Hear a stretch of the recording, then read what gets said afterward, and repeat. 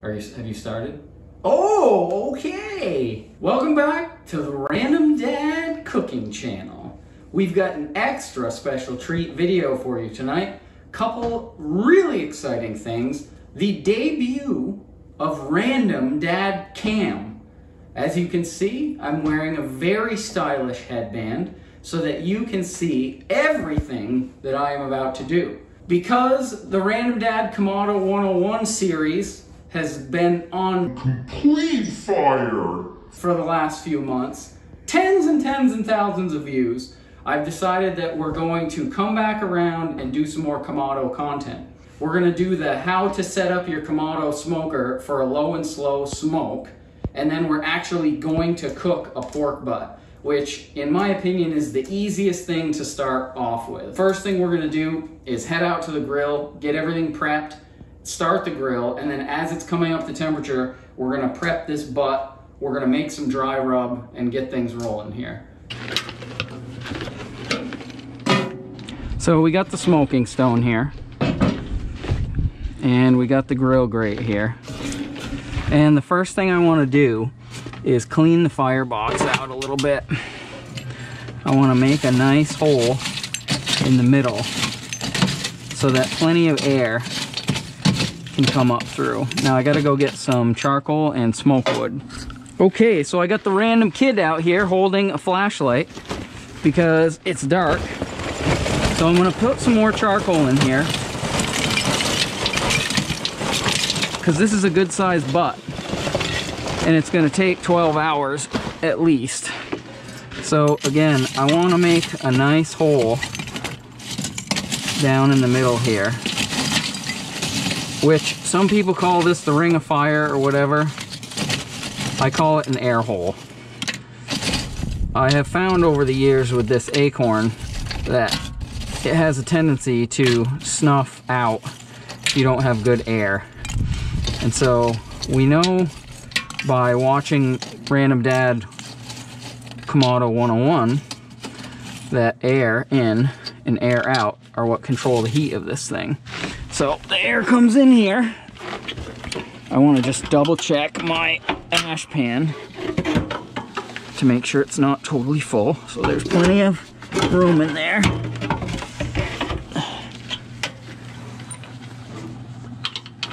Get that locked back up. So now I'm gonna nestle some hickory smoke wood down in here. I'm gonna put quite a bit in because I want it to smoke for the first few hours. So I'm putting it all the way around. I'd like some bigger chunks in here too. I'm getting down there on my pile, but that should be good. So now I'm going to get my fire starter. And the key with these acorns is you do not want to overheat them because it's really hard to cool them down. So what I like to do is just start one fire here in the corner.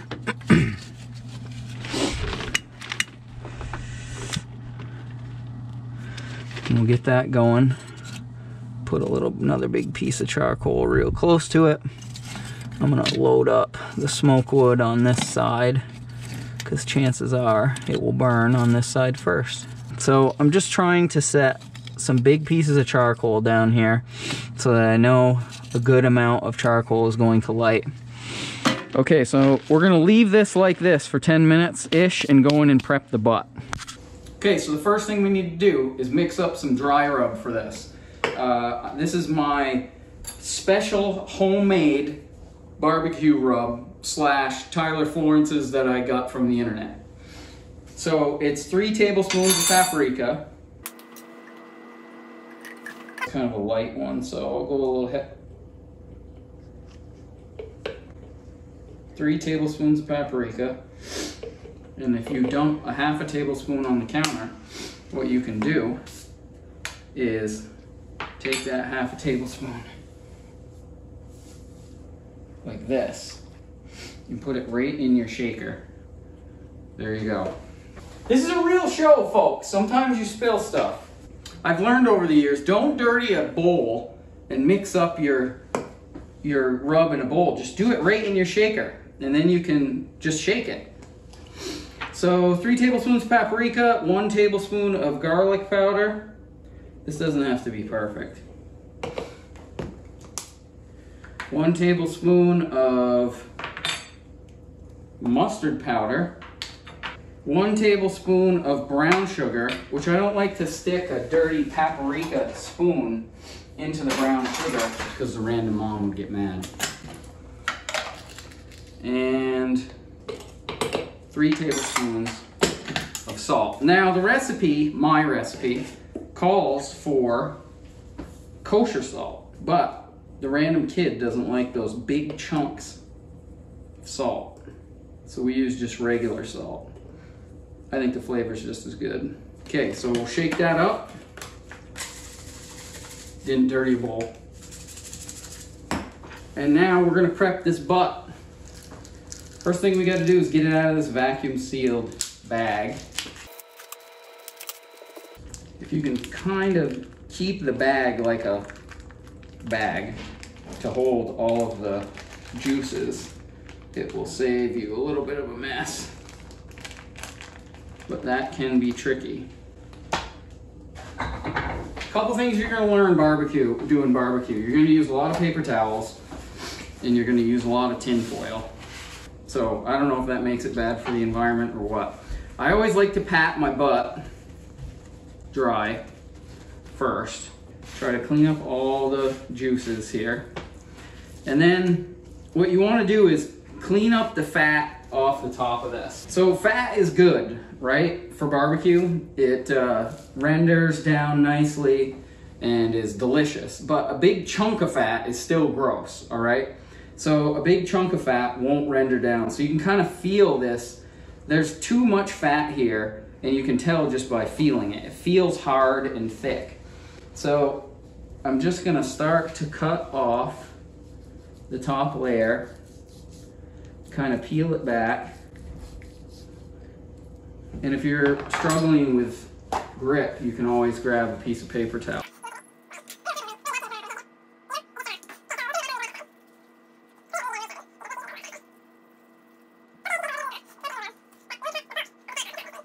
Now, if you're crazy or way more patient and resourceful than I am, you can save this fat and do something amazing with it, I'm sure.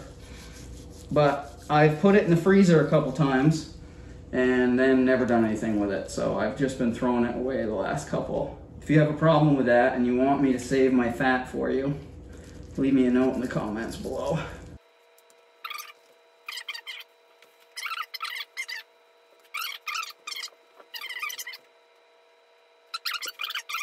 By the way, I'm doing an overnight cook here. I'm gonna fire up the Flame Boss controller. We'll talk about that in a minute. But anything that's not thin enough to render out will be a big fat piece, which is not good. You don't want a big fat piece.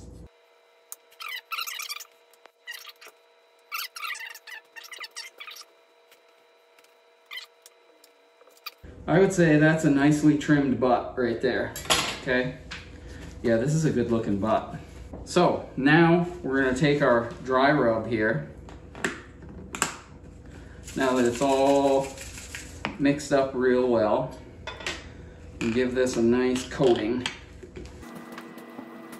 Again, you really wanna cover every little bit of meat. Kind of push it in there, give it a flip. This is the coverage you want. You really want to get it covered with spice rub. Okay, great. Let's head out and see what's going on at the grill. Okay, so we got a great fire going in there. That looks great.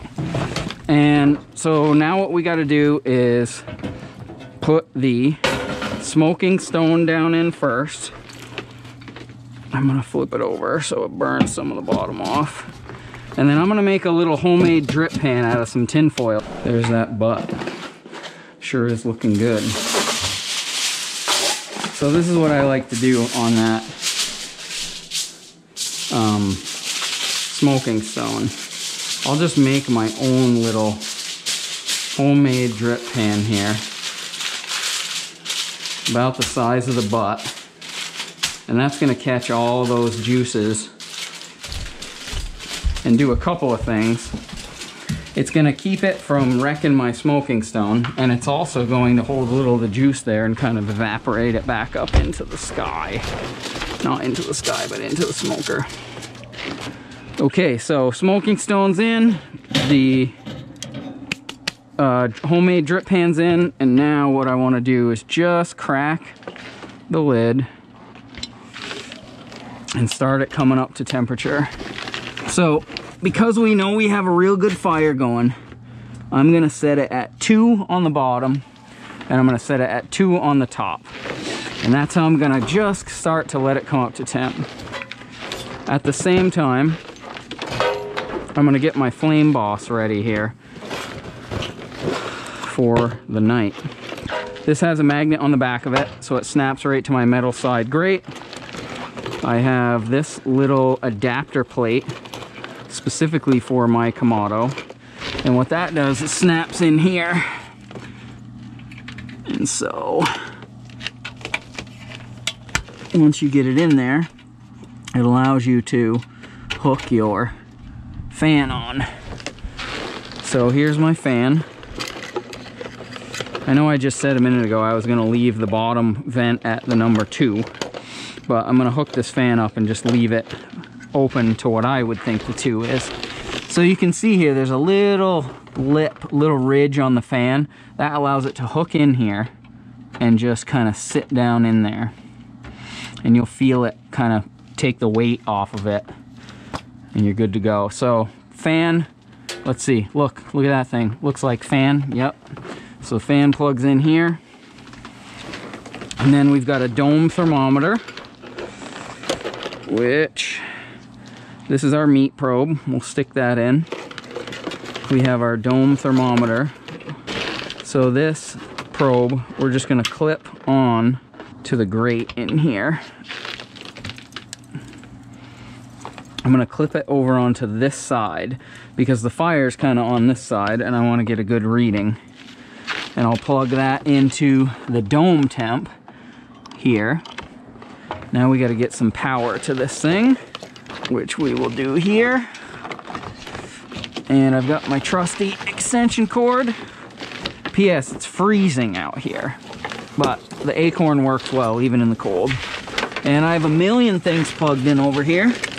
Don't tell your electrician, but I think I have a spot where I can use that. All right, so our Flame Boss is set at 275. I'm gonna back it down a little, and you can control this with the app. But you know, a lot of people like to smoke at 225, 235. I found that the Acorn likes 245 better. So I can tell my fan's going already. You can kind of hear it. So what I'm gonna do is shut this vent all the way. So now my fan is putting all the air in, and I'm gonna drop my top vent to about 1, and we're gonna let this come up to temperature here. So let's go back inside until that thing comes up to temp. All right, so this is one thing that you also want to be ready for. I haven't used the Flame Boss in a little while. It's downloading a firmware update. The app right now is still showing me that the pit temp and the fan output and stuff, which is interesting because it says it's 179, which I'm pretty sure it's not that hot yet. I'm going to use this to monitor this cook overnight. I usually don't start the official cook until the pit's up to temp or the grill is up to temp and I got the meat on and stuff. So I'm not going to mess with this right now. As soon as it comes up to temp, I'll let it stabilize, and then I'll get the meat on and we'll go from there. So I don't have my watch on. It's 8:16. I'm thinking this is going to take, 12 plus hours. So if we get it on by 9, it'll be done, mid-morning tomorrow morning, and we'll let it rest and it'll be good to go for tomorrow night. Okay, so we're getting things dialed in here. I want to give you a real close-up of what I've got this top vent set at. You can see it's like just below the 1, and gosh, the light's not great because it's dark out here, but it's just the half moon is showing there. And the pit is still coming up to temp. It's really cold out, so Flame Boss is showing 217. I got it set at 245. The fan's still kind of puffing, but as you can see, my dome temp is still really low. So because it's so cold out here, it's probably going to take a little while to really settle in. But I'm going to let this thing hang until, you know, the Flame Boss has settled in and the dome temp has come up quite a bit, and then we'll get this meat on. Okay, the pit's been nice and consistent for probably 40 minutes. What I'm going to do now is plug in my meat probe, and then what I like to do is try to get it in the coldest part of the butt. And so I'll look right there. I've got 36 degrees, 34 degrees, 33,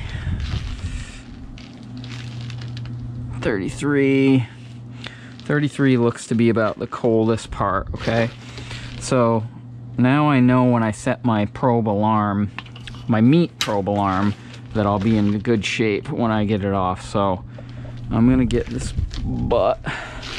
And this is one thing I really like to use gloves for. Set it right here in the middle.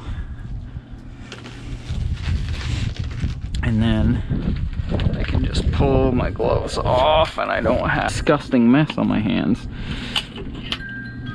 Okay, so now we've got the Flame Boss set at 250. I'm checking the top vent. It's exactly where I want it. I'm gonna go in and I'm gonna set the Flame Boss at 205 degrees for the meat temp. And this thing's gonna run all night long. I think it's about an 8-pound pork butt, and the rule of thumb is an hour and a half per pound. So this is definitely gonna take throughout the night. It's gonna get down to 0 here tonight, so it'll be a really interesting test of the Acorn. Flame Boss publishes the cooks on the internet, so I'll leave a link to this cook online so you can check and see how it did overnight.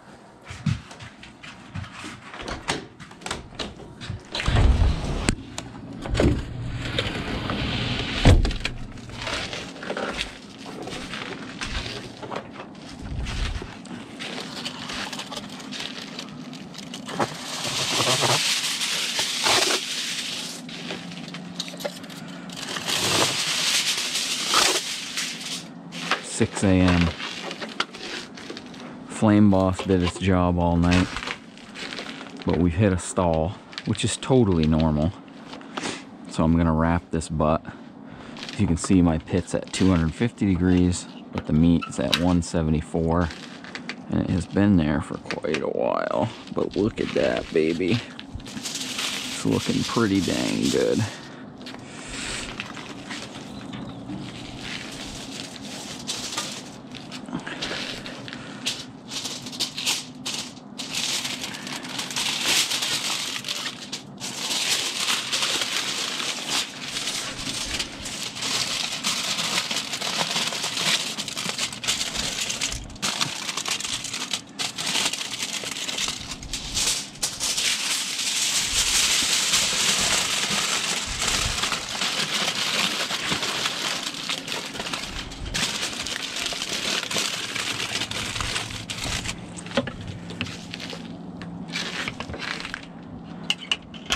That should pull us out of the stall. Okay, almost to the minute, 9 a.m. I was downstairs working out. The Flame Boss just told me the meat's done, 205 degrees. So I'm gonna suit up with the Random Dad Cam and go out and probe test that thing and see where we're at. Okay, in case you're wondering, it's 0. Literally 0. Funny thing is, I've got a low pit situation going on here too, so it'd be interesting to do a little deep dive into the charcoal once we get this meat off. Hey, this is me from the future, Random Dad. There is a little bonus footage at the end of this video. So if you're curious what the inside of the firebox and the Acorn looks like after a 12-hour overnight cook, Make sure you stay here and watch the end of this video. All right, so let's see what we got here. Ooh, baby, that looks pretty good, doesn't it? Question is, are we probe tender? So this is, oh yeah, this is a Thermapen, and so I'm getting some temperature readings, but what I'm really looking for is the probe just slides through that like butter. Okay, I'm gonna go get my vessel. So I'm gonna wrap this meat and rest it in a cooler. So I took my big cutting board here, laid some foil on it, and I'm gonna set it right in the middle. Pull this temperature probe out, which I've learned a couple times is hot. I'm gonna keep this foil.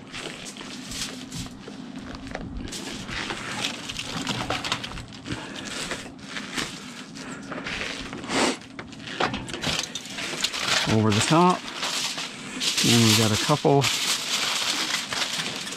wraps here, like so, and we'll come out and deal with this grill here in a minute. Okay, one thing I've learned a couple times here is if you put this in the cooler like this, it kind of leaks everywhere. So I'm gonna do one more big wrap of foil to try to catch the juices in the bottom of the cooler.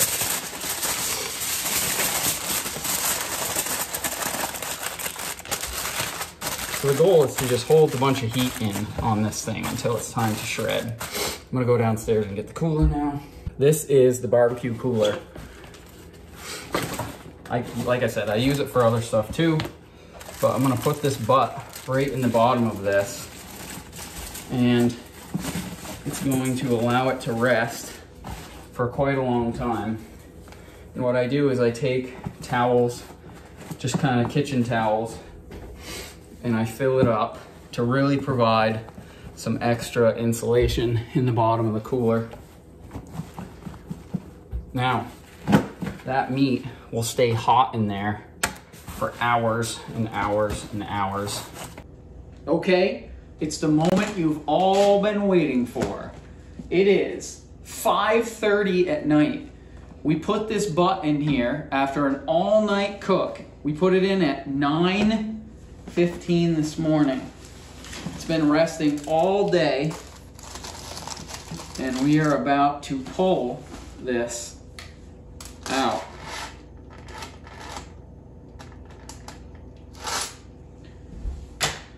Still 124 degrees in there, which means it's going to be hot. So my foil trick worked. I don't have any juice in the bottom of the cooler.